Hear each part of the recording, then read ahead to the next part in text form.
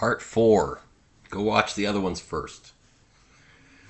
So, another big impediment to actually making things function and solving our problems is this delusion that peasants have, where they only hear about an idea after it's already progressed up its growth trajectory. You only heard about a cell phone sometime in the 90s, but the first cell phones were in Japan in the 70s. You didn't hear about them. You only heard about quantum computers sometime in the last decade. We've been working on them for decades. There's always a growth trajectory, and it's only around here when random people on the street first hear about it.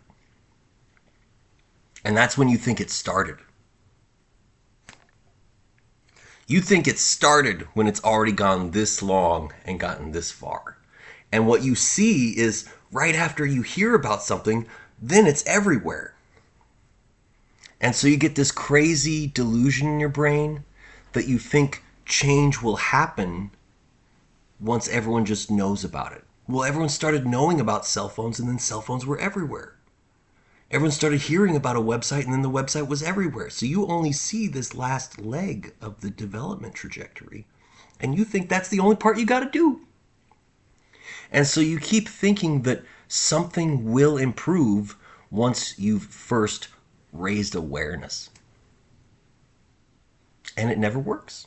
You've been trying that strategy since the 60s. 1960s. It's been 60 years now where you keep saying, we'll just raise awareness and then somehow something, step 3 profit. It doesn't happen like that. There's this long development cycle that happens first, and then you all hear about it, and then it's everywhere. So you skip this whole part beforehand. You never do the first part because you only paid attention to the part that was in your feed. And I got to tell you, the part that actually made the difference was back here. This group of people was a very small group of people. And they took enough time to pay attention and think through all the details. They put in a lot of effort, and they had real skills. And if you never do that part, you never get to this part. So you keep spinning your wheels trying to raise awareness, and then nothing really changed. In fact, since Rachel Carson's book, Silent Spring, there have been a lot of environmental protests. There have been a lot of people raising awareness. I'm pretty sure we are no longer lacking in awareness. And while all those millions and millions of people said, we're just going to raise awareness, and then something, somehow, during that time when they are in charge of what the environmentalist movement does, how it operates, its methodology, during their time in power of raising awareness as the solution, this is what happened to the environment. So if you're in charge of a company for decades and the company's going down, can you tell me you're doing it right? If you're in charge of a movement and during that time the environment is cratering, can you tell me you know what you're doing? It doesn't seem like it. So you keep fantasizing that you can just share the message with enough regular people who hear it and get worried, and then somehow something. And that never happens. Like, you could look back to like LaRouche in the 70s, Nader in the 90s. People have been protesting campaign finance and corruption politics and all those other issues for decades.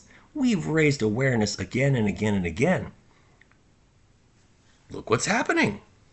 While you're in charge of how we do things, you're deciding how we do things, and this is the progress you've made. You're going to have to admit that raising awareness never gets you this first part of the trajectory. The first part of the trajectory happens when you reach out within your social circle and ask each of those people to reach out in their social circle, not to raise awareness of everyone. It's not to get popular clicks and likes. It's to find the person 2 or 3 steps away in your social network, maybe even 4 steps away. You reach out with feelers to find the people who stand in positions that can make the decisions or who have the key skills to do things correctly.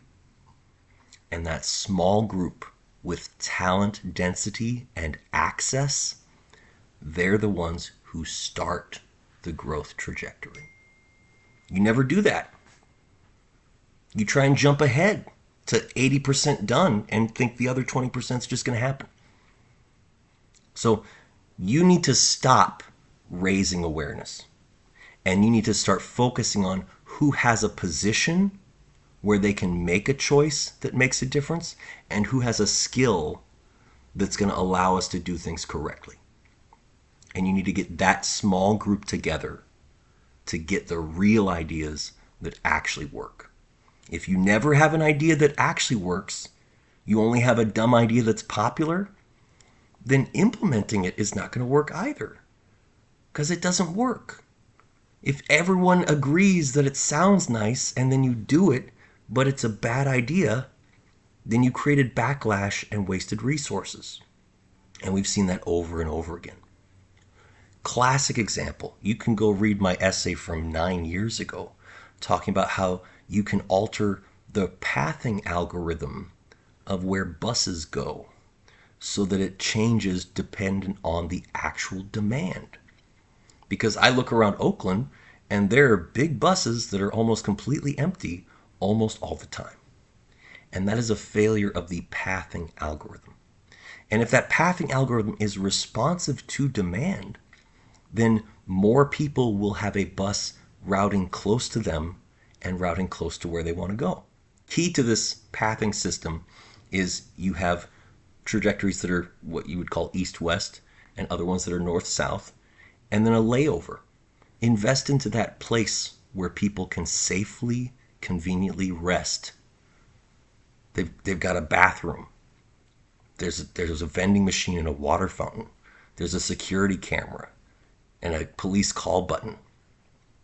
Invest in those layover sites and have a better pathing algorithm that's responsive to demand, and then more people would be willing to use the bus, and fewer buses would be sitting empty on routes that no one needed. And what that does is it saves you a lot of resources and increases your revenue, which means you can pay the drivers more, and at the same time you can lower fare costs, which is going to boost ridership even more, and at the same time you could have more surplus. You might be able to make money as a bus line. So you can read my essay from 9 years ago, How Minibuses End Uber. You improve the algorithm of allocation, the bus routing algorithm, and make layovers convenient places where people actually feel safe.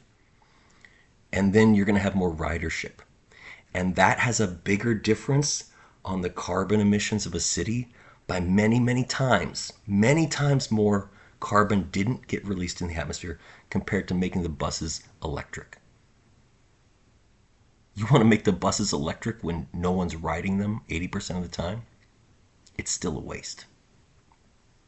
So you're going to have to find the ways that actually function, which normal people are not going to be competent to do. You got to be honest. You're not a genius inventor. Stop pretending that your favorite idea is the best one.